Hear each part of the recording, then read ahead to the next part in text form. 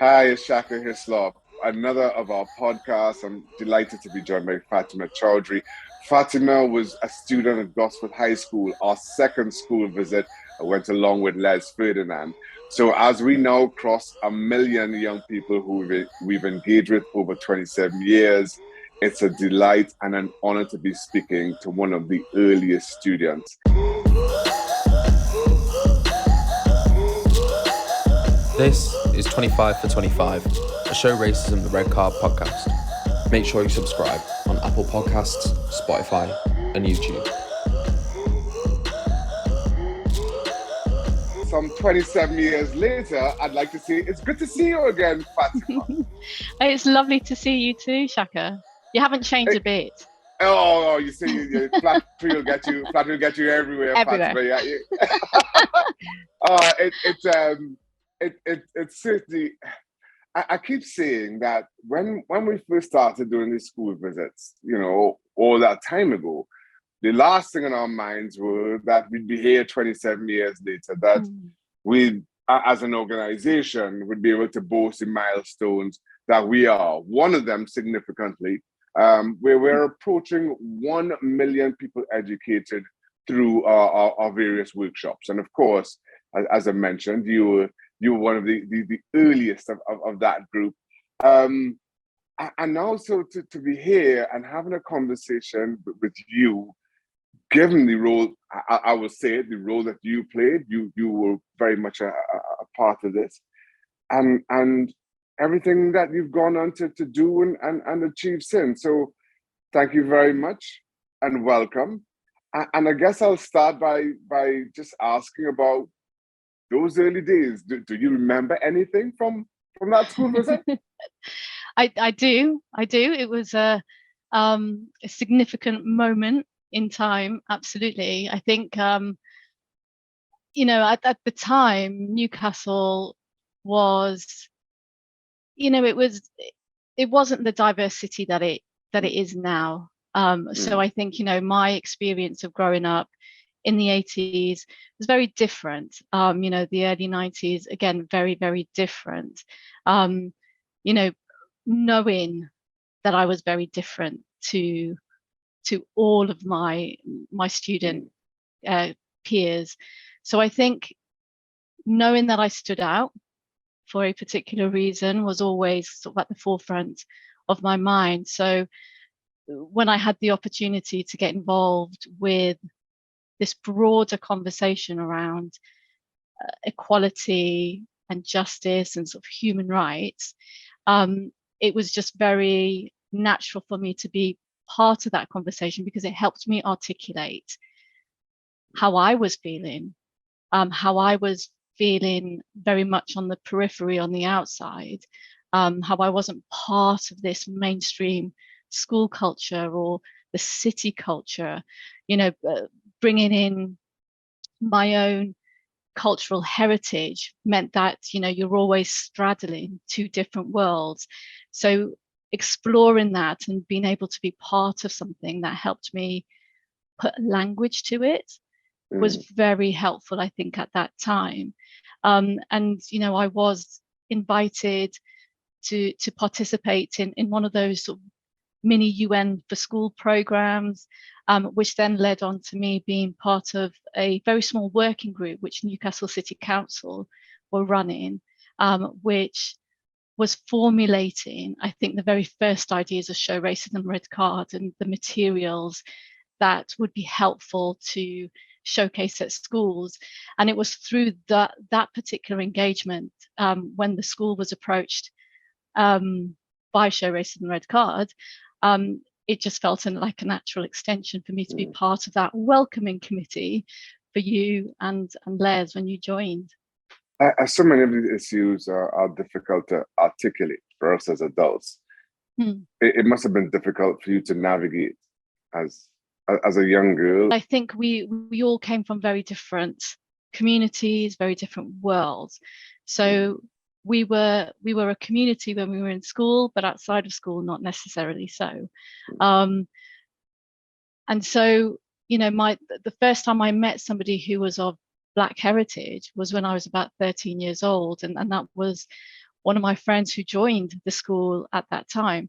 So having those conversations, even with my Nigerian friend, was fascinating, because a lot of what she spoke about was exactly sort of the experiences that I spoke about, and again, those cultural norms that we were having to straddle between our two communities, our two families, but also there's a huge amount of similarity between our experiences.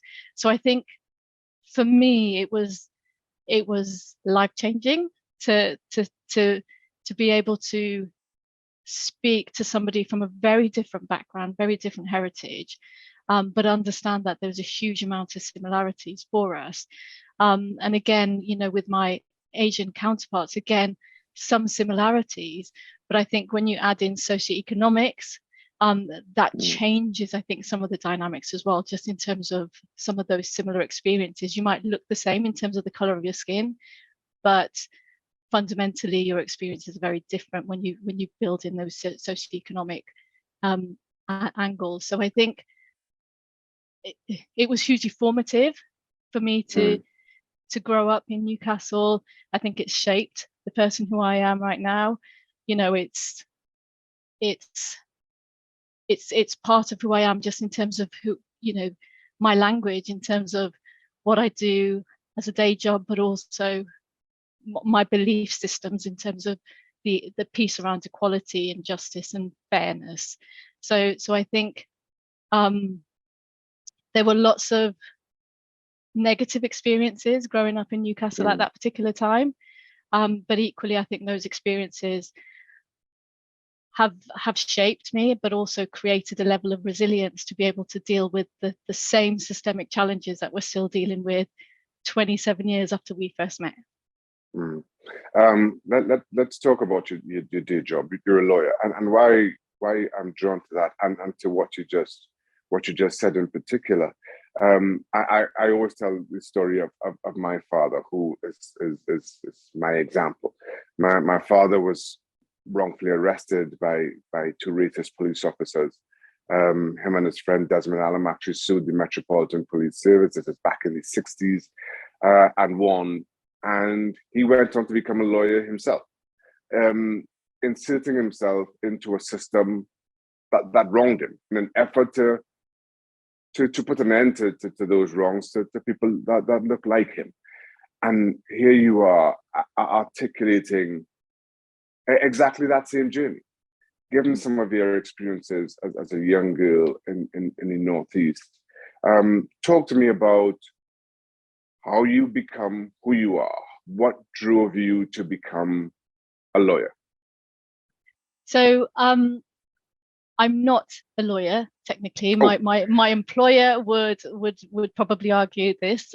So I did study law. So I moved to London to study law. I was close. You were very close. Yes, very close. So I did study law, and I specialize in race and social policy. So as I said, this has kind of always followed me wherever I've gone. And I'm lucky enough now to work in a global law firm as a director of inclusion, diversity and equity, working across the global network, across many jurisdictions around the issues of not just race equity, but also, broader human rights issues and social change issues, whether that's LGBT plus, social mobility, gender equality, disability, etc. So the question, how did I get there? How has my path shaped me? Like I said, I think this is just ingrained in me. This has formed my belief systems, my values. Fundamentally, when you've experienced inequality in your formative years, then you develop that sense of activism, I suppose, in terms. So you don't want to experience that inequality. So I think that sense has just followed me throughout my education and also throughout my career, and in that I have always worked in the space of human rights and inclusion equity and diversity. And so it's just fundamental, I think, for us as human beings to have these understandings of human interactions, but also an understanding of our histories, our collective histories, to help us shape the way that we want to continue to work with each other, live with each other, and also how we want to build our businesses, build our communities and our societies. So I think it's, wherever you are in the world, I think that commonality of human connection always is incredibly important. And you can only have that human connection if you understand the person who is on the other side to you, if you can have that conversation to understand their experiences, to understand their histories. And I think for me that shapes, how I am, but also how I work in my day job. It's always about understanding who's on the other side to you and actually finding some common ground so that we can keep moving forward, and so that we're not replicating history as we keep going. So I think it's organic. It's just, it's there. And part of your journey to Baker McKenzie, you worked at the Home Office. Tell me a little bit about your role there and some of the impacts you hope to have, some of the impacts that maybe you think the Home Office can lead on. So, I think there's a whole load of structural challenges that I think exist across all of our public sector organizations, and a lot of them are, their structures are very historic, and so I think sometimes operating in 2023 can be quite challenging when you hold yourself to account to a structure and a system that may have been created back in the 1920s or the 1930s, whatever it may have been. So I think there's an evolution required across all of our institutions, across all of our organizations, ultimately. But I think my experience at the Home Office, again, was incredibly formative, and important for me, in that it reinforced my value system and my beliefs. And so I worked in the what was termed then the removals unit, dealing with lots of immigration and asylum cases, but typically those that were sort of 20 plus years, individuals who'd been in the country for 20 plus years. So so very, very complicated, very complex, and tough cases to deal with. And again, that the system is structured in a way that it's all about numbers, not human beings. And one of the things that I'm very proud of is that I didn't sign any deportation papers for any of the clients who came across my desk, because the Human Rights Act allows us to respect the fact that many of these people had been here, as I say, for more than 20 years, had established their lives here, had families, had jobs, had grandchildren, and so it's very difficult to justify deporting somebody on the basis that they had no right to say, when there was lots of evidence to suggest it wasn't those individuals' faults. It was more to do with the fact that the processes wasn't working fast enough with the pace of life, essentially. So I think for me, as I say, that my experience at the Home Office just shaped or further reinforced, as I say, my value system, in that, at the end of the day, these are human beings, they're not numbers, and as I say, many of them had existing lives here, were trying to just make their way through life in the way that you and I are trying to do, just live life and have a family and get through every single day. So yeah, very positive experience, but I think for me, 3 years was probably long enough to do that role before you kind of lose your soul, I think. Yeah. I think something you say there just struck me. These are human beings and not just numbers. I think we're in a place now, especially with the way these issues are reported globally, statistically, and the mass media market that we're in, that we talk about the numbers of immigrants, or very, very rarely, if ever, we stop to take pause and just recognize the human element. What drives someone to put their life at risk in search of some kind of stability or safety, or somewhere to further themselves. You said a couple of times, you spoke about the systemic and structural challenges, or how they continue to impact who we are today. Why is there such resistance to institutional racism? Why is there such resistance to changing those institutions that uphold that system? And I'll point to the Sewell report as a perfect example of that resistance. Why is that, and what can be done to continue to challenge those systemic and structural challenges? I mean, I think we just have to keep talking about it. We have to just keep it on the table. We need to keep banging that drum.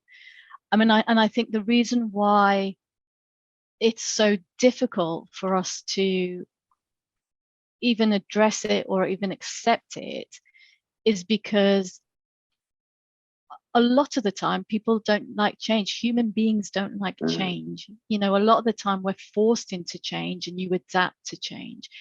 But actually, if something isn't impacting you in a negative way, then why would you want to change?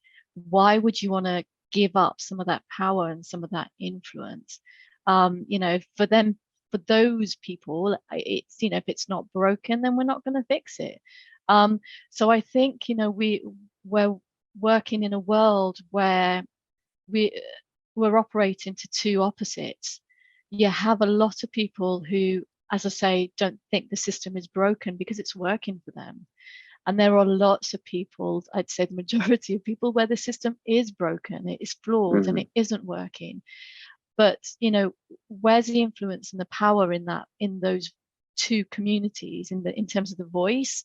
And it tends to be with the people who already have the power, and they're the ones who don't tend to really want to change. So I think, that in the first instance for me is the first thing to really kind of get your head around and really understand that fundamentally people don't want to change, because if it's working, it's working. But I think we have to keep talking about the inequalities. We have to keep talking about the experiences that people are having, where there is a very direct negative impact to communities. And I think, whether we're in this world where everybody wants stories and data and facts, because we know facts alone aren't going to help move this conversation, but it's about aligning those facts to a human story, to something that connects the hearts, across the various different demographics and communities that we're working with. And I think that's the challenge that we have, especially when you've got so much noise that's the contrary to what it is that we're trying to say here.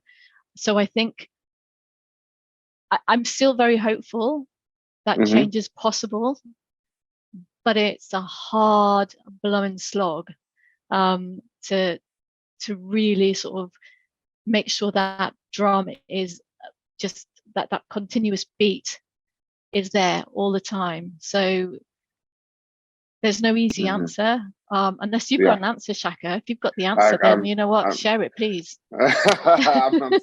I'm still searching desperately, Fatima. But your answer there just really raised a couple of things for me. You're director of global inclusion for a large law firm. So how do you find that balance between data and statistics and the personal stories in your own job? So data is challenging, it's difficult. I think in the UK, we're in a very good place. I think the Equality Act gives us that back in to be able to collect and report and monitor. So we can do that across the UK. And so that helps us to shape some of the interventions that we've designed for our London office specifically. So, we can look at gender targets, ethnicity targets. We can look at the gender and the ethnicity pay gap. We can look at, at a very macro level where the differences lie. And I think when you have that data, it's very easy then to be able to talk to the leaders across Baker McKenzie and articulate that to them and show them where those discrepancies are. That enables us to really think about some positive interventions that in time will address some of those challenges. So I think, when you have that information, you can supplement it with those stories, you can supplement it with partnerships, and you can supplement them with lots of direct interventions that try and address some of those gaps that the data is reflecting. I think in the rest of the world where data privacy laws can impact what we're doing, I think does pose a challenge. But I think more than just not having data, what poses the challenge is the denial that inequality exists. So I think, there are lots of places across the world where you can have a conversation where people will say, well, we don't have any disabled people who want to work for us. We don't have any Black people in the country. So therefore, race equality isn't an issue for us, or disability equality isn't an issue for us. And I think in those circumstances, that the approach that I would take would be about educating all of our colleagues and supporting our colleagues to understand that just because you don't see these hidden communities doesn't mean they don't exist. I mean, they are hidden because the overarching narrative excludes them. And so therefore, we've got to lean in as opposed to the minoritized groups leaning into us. We've got to show that we're accessible in various different ways. So I think, there are techniques, there are tools, I think, that we can use in the way that we approach the conversation around diversity representation, but also the bigger issue of inclusion. But it does require, I think, a little bit of flexibility in the way we approach it, knowing that that flexibility isn't always going to align with the way that our structures are formed. And that's where I think the journey comes in from an organizational point of view, as well as from a personal and individual level, is that, everybody's got to move in the same direction. And at one point, that the paths are going to come closer. And speaking of visibility and macro data, one of the issues is a lack of diversity at boardroom level in C-suites. What can be done to address that? So I think there's lots of activity happening across the corporate world to address that representation. So in the UK, you have the Parker Review that spoke about ethnic minorities on boards. You've also got the CBI program that talks about changing the race ratio, and again, it's a concerted community effort to increase that representation at board level. And I think these are really positive campaigns. It's great because it means that the agenda is always on the table. You know, there are individuals who may not be impacted and affected themselves, because they themselves aren't from these communities, but I think because they're the advocates, they're advocating for this particular agenda, I think is incredibly powerful, because it means that they're using their influence and their power to advocate for a group outside of their normal. But I think there's more to it than just these campaigns and these commitments. The emphasis is back on organizations to really think about how they organize themselves, how they recruit, how they develop and they support their people, how they promote their people. But it's not just about those operational processes, but it's also about the broader narrative. What do you say? What do you say explicitly, but also what do you say implicitly?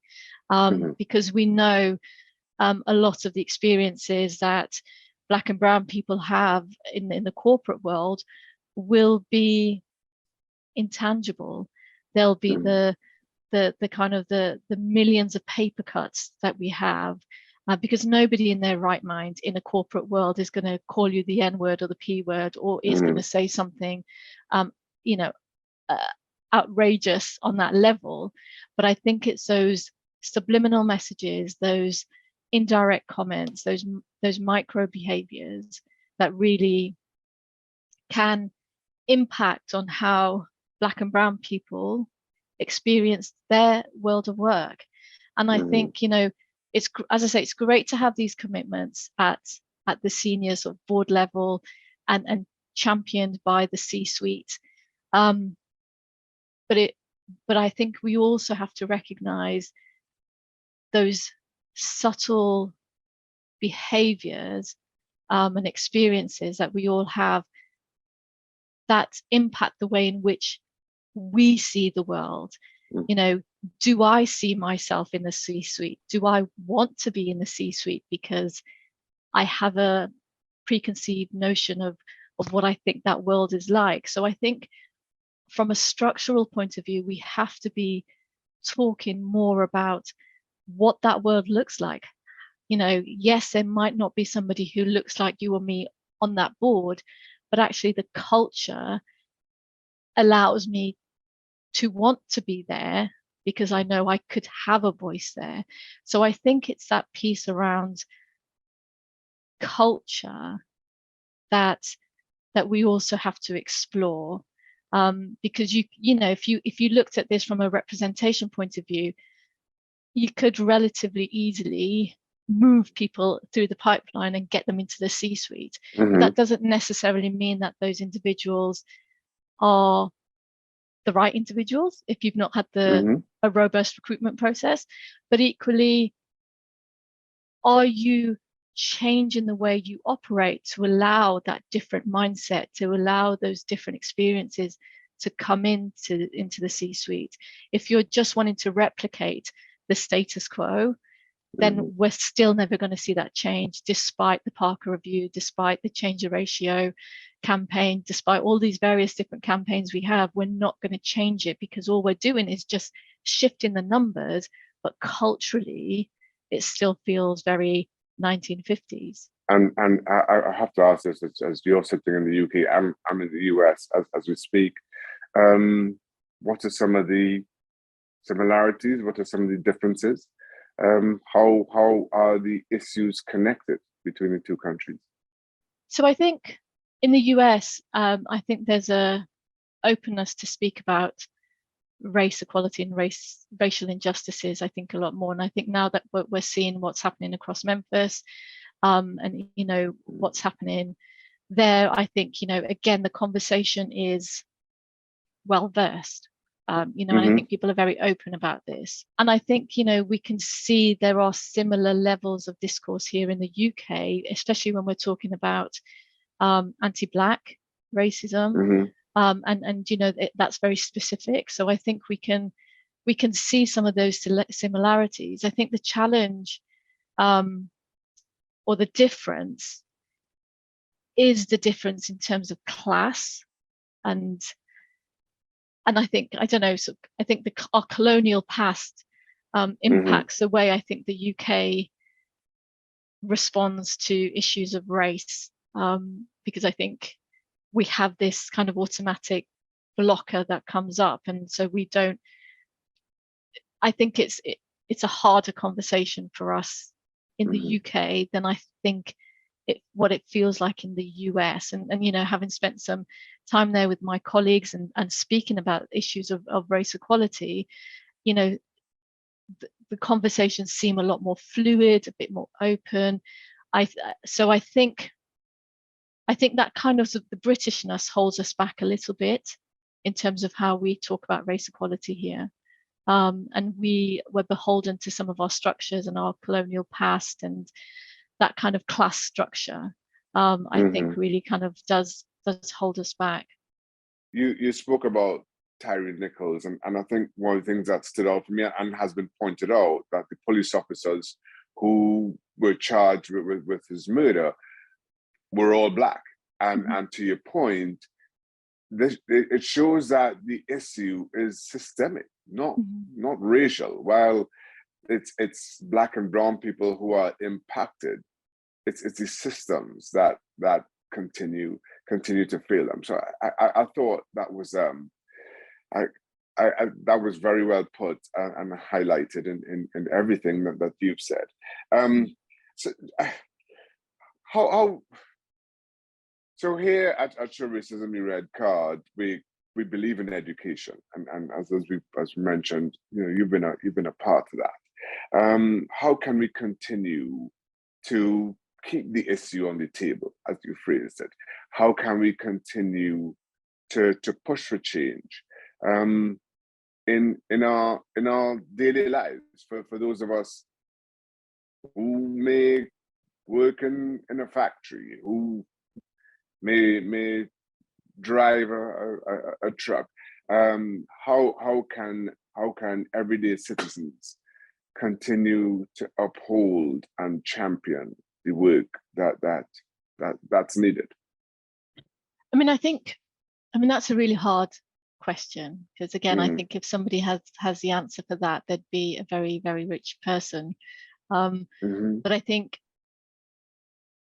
education is super important, and I think the work that Show Racism Red Card does is you know, is key to us unlocking sort of the next generations and supporting them in their thinking and their and in their, you know, helping them to navigate the world, knowing that the world is so much smaller now, and you're always going to be crossing paths with people who might not have the same life experience and who may not look the same as you.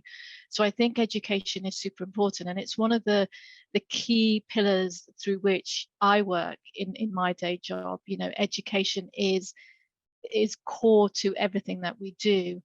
So you can be in your 60s and you can still be educated, you can still learn something.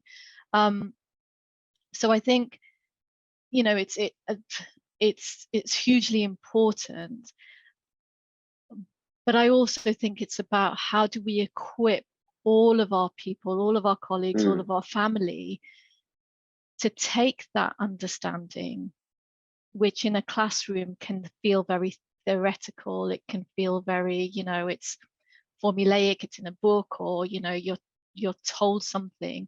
How do you take that and apply that to your every single day? So if you are going out there to drive a truck, if you're going out there to work in retail, you know, wherever it is, how do you take that learning and that understanding and make it relatable to your world? Especially if your world doesn't include people who don't look like you. So, you know, that need for constant awareness and constant learning isn't going to stop just because you're not in the classroom anymore. So I think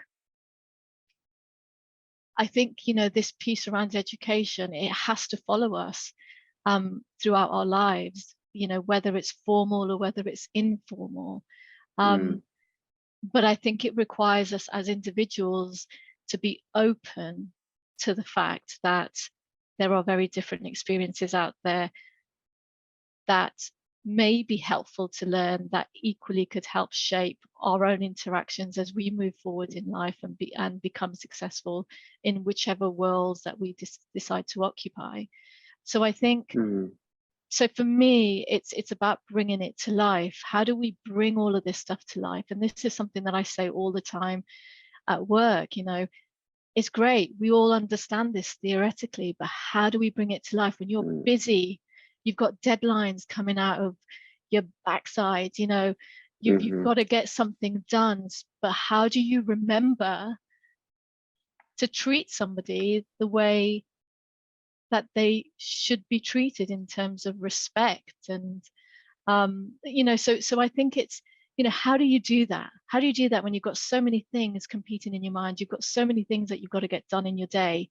And now you want me to remember to be a decent person to everybody. It's that piece. How do we make it real and relevant in every single moment? That's wonderfully phrased. I'm a scribbler when I'm speaking to people, and I wrote down the phrase "bring it to life."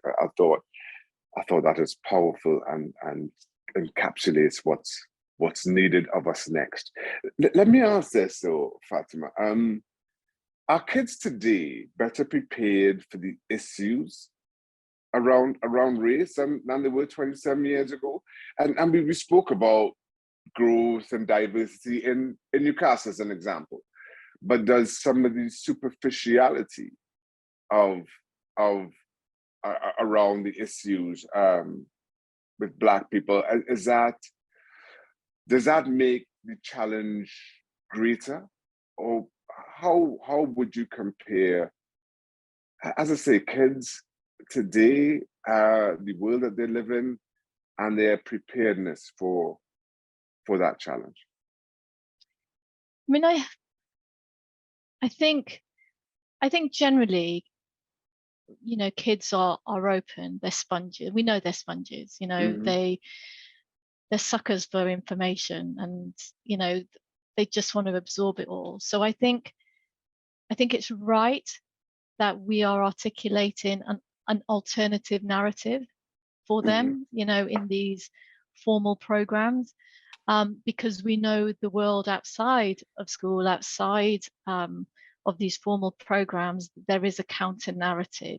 Going back to the experiences of refugees and asylum seekers, we know there's a counter narrative. We know the language that some of our politicians use isn't hugely respectful or helpful in terms of us seeing these individuals as human beings. So we're competing with this counter narrative. So I think children will absorb that, but I do think that the drum that we're beating has to be louder than the other drum that's going on at the moment. And also I think one of the things that we're seeing as well is that the younger generations see beyond labels as well. And typically you talk about that from a sexual orientation perspective, and that there aren't no labels, or there's very many labels if you go down the LGBTQ plus route. So I think younger people generally don't see those barriers, but I think it's those younger people who've remained in that space where they've continuously sort of evolved, they've supported their own learning, they've been engaged and connecting with people outside of their inner circle, or their in group. So I think, again, like I said earlier, I've got hope. I feel like I have to have hope that things will change. But I think, and things are changing. We know, I mean, I hear lots of young people who speak about race very differently. Sometimes I find it quite worrying when they say to me, "Oh, well, I don't see race, I don't see color," because then I think, "Oh gosh, we're back to that argument." Yeah. You need to see my color. Yes, yes. You need to see me. But I think when they say that, they mean it, I think, in a very different way to maybe how you and I may interpret that because of our lived experiences historically. So I think young people do see it very differently, but again, they're challenged because they're operating in a system and in a structure that was created out of slavery, out of a capitalist system that was born out of the slave trade. So I think, until we start chipping away at that structure and those systems, yes, we will have a collateral, a critical mass of young people who will be thinking differently, but they'll also be fighting against a structure that doesn't necessarily allow them to kind of thread in those new ways of thinking easily, because they're still butting heads against something that's quite old. Fatima, thank you for your time. This has been a truly fascinating conversation. And while we at Tourism the Red Card will, for the time being, kind of focus on, as we discuss, as come up in our discussion, some of the data, some of the macro accomplishments as we celebrate a million young people being who's engaged with us over the 27 years. Again, having conversations with you, understanding the people who we've worked with, their own individual stories, gives us greater reason for pause, gives that data personality and meaning. Thank you very much for the role you've played. Thank you very much for everything that you continue to do in championing this cause. I've thoroughly enjoyed this one walk down memory lane, and being able to see up close and personal some of the impacts that we maybe have had or played a part in over the years. Thank you so much. No, absolutely, and thank you for having me. And yeah, it's been amazing to walk down memory lane, but also speak to somebody who's been a champion of this for a long time. So, thank you for all of your efforts and your hard work, and the fight goes on. It certainly does. Thank you.